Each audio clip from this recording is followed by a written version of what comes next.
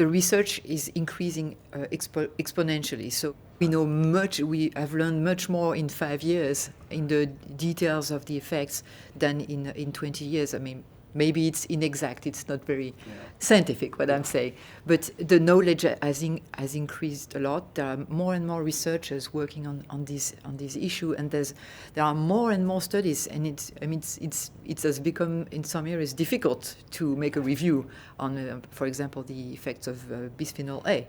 There are lots of studies on bisphenol A.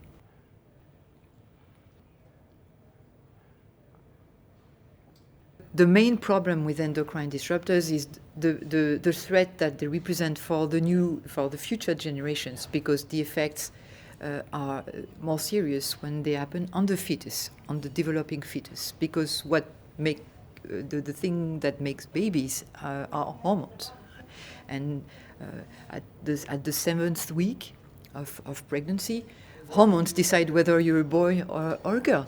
And if the androgen hormone, that's the male hormone, testosterone, doesn't kick in, well, you have problems. The boy will have problems and genital abnormalities, and later in life maybe problems with fertility or testicular cancer. So we know from very precise examples, because we can make the correlation between the rat and the human, that there are these problems are very serious, and they can have effects that are irreversible. And that's a responsibility now that science knows that. It's a responsibility for scientists, for politicians, to act according to science and to regulate, so that we don't have all the future generation having testicular cancer at the age of 20, breast cancer at the age of 35, and thyroid problems very early in life.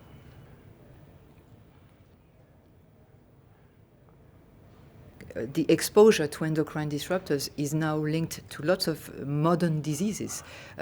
Some cancers, breast, prostate, and testicular cancer, but also brain development problems like attention deficit, autism, obesity and diabetes, that is metabolic diseases, and this is a huge problem in modern rich countries, obesity and diabetes. But you have also this problem of infertility, and this is something, this is another, it's about the humanity being able to reproduce itself. So it's a very serious issue, and it's all these health problems are very serious ones, and some scientists have tried to evaluate how much these diseases cost to society, and with the lowest estimate, without taking into account cancer, they've reached the figure of 157 billion euros a year. The cost, the minimal cost for society of all these diseases linked to exposure to endocrine disruptors. So it's much more expensive than the loss for industry to change.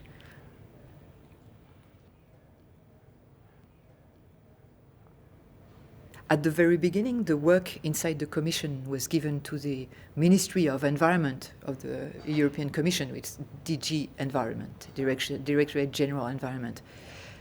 These people have tried to make a good scientific work in a transparent way. And that displeased the industry, because they couldn't get their ideas into the process, because these people didn't want to be lobbied. They wanted to have a regulation that was science-based and on the independent science-based. So because industry was displeased with that, they lobbied the Commission to get a delay, because when you can't get the regulation you want as an industry, you delay it to get the regulation you want. So that was at the beginning of 2013. The industry decided to lobby the Commission to get what is called an impact assessment. An impact assessment is a study to evaluate the economic cost of a regulation, and it takes at least 1 year. And they managed, there were several maneuvers, but they managed to isolate the environment department of the Commission and get support from DG Trade, DG Health and Consumers, DG Industries, all other Directorate Generals of the Commission worked against the regulation of endocrine disruptors and this environment department, and the industry managed to convince them, and they obtained this impact assessment and this delay, and this is why 3 years later we still don't have a regulation.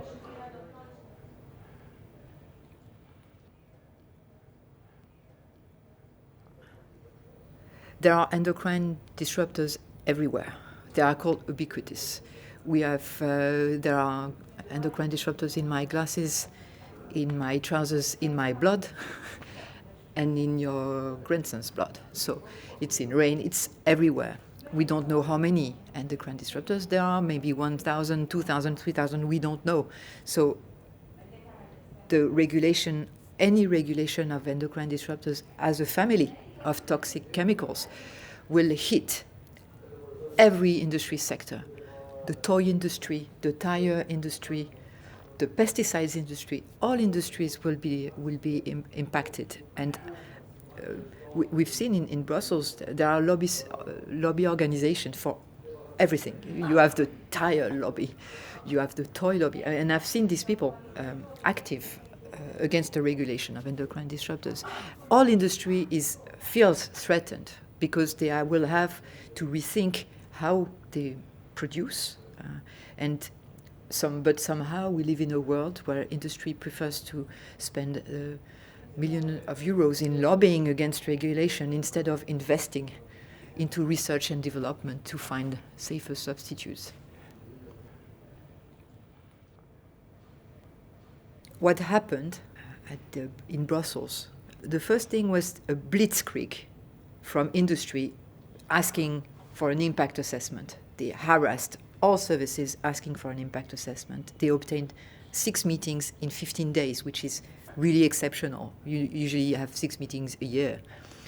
And in parallel of this, there were 56 scientists who wrote to the chief scientific advisor to the president of the European Commission. So the scientific advisor to José Manuel Barroso at that time. This advisor was called Anne Glover. This scientist criticized the forthcoming regulation, saying it was too precautionary. So we are in a situation which unseen before, where scientists ask the regulator not to regulate to protect people, which is kind of strange for most of them public scientists. And nobody knew about this letter before July, when there was an editorial published in several scientific journals, 14 at the same time, and they published this letter. I mean, the two texts, the editorial and the letter, was almost the same scientist. The majority of these scientists were ties with industry. They worked as consultant, or they got research funding from the same industries that were about to be regulated. So nobody can say that industry asked this scientist to write to the Commission. But the fact is that scientists who had links with industry wrote to the Commission, and the Commission used this apparent scientific disagreement inside the scientific community to justify the delay. So after this blitzkrieg asking for an impact assessment and this letter, the Commission decided to make an impact assessment, claiming that because there was a controversy, a lack of consensus inside the scientific community, the Commission needed more time. And it's this is the moment where the process derailed. But what is interesting is it's typically the kind of strategies that industry uses to delay regulation, to create controversy, to what we call manufacture doubt. And it's a strategy that was invented by the tobacco industry in the 50s, because their idea in 1953, the scientific evidence was quite important to make a link between smoking and lung cancer. So the tobacco industry, instead of informing their consumers that what they're selling them was killing them, decided to lie and to organize a pseudo-scientific doubt, to pay scientists, to pay studies that would make people look in another direction. And this strategy was sophisticated along the decades, and lots of other industries have used the same toolbox for asbestos, pesticides. Climate change was a typical case of manufacturing doubt. There's a consensus since 1992 on the fact that the climate change is due to human activity, and the doubt has been sought by the big oil companies.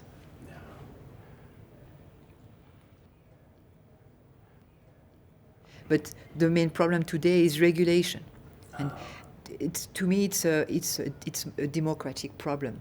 We have a huge scientific community with a consensus saying there's a problem. They have evidence of it. They have peer-reviewed literature showing there is a problem, and we have elected people who are not able to integrate the state of science to protect the public.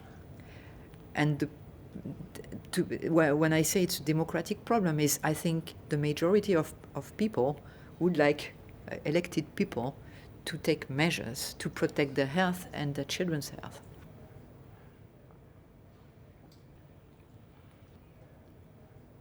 Some member states were very angry after the Commission's behavior. Sweden took the Commission to court, to the EU court, and the EU court condemned the Commission in this. That was for Christmas 2015.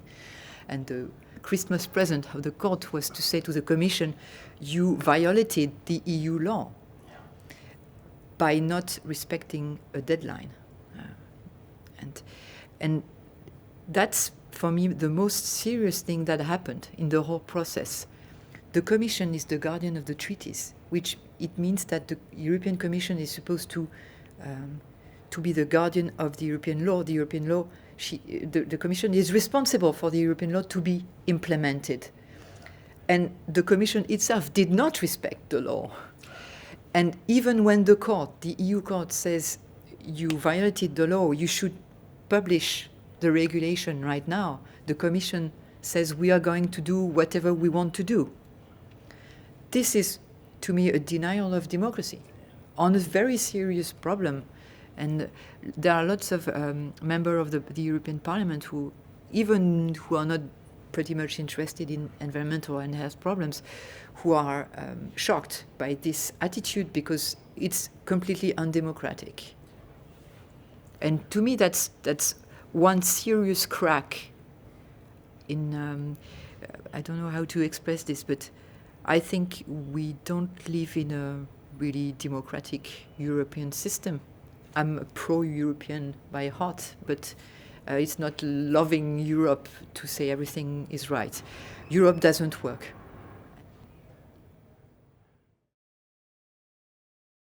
We, the people, want decision makers to make decisions for us, not for commercial interests. And I don't know when happened that moment in history when suddenly commercial interest became more important than one person's life, but we have to change that. And this is part of a bigger problem, of course. It's the economic and political system in which we live. And it's a system, obviously, that is not done for people. It's made for corporations.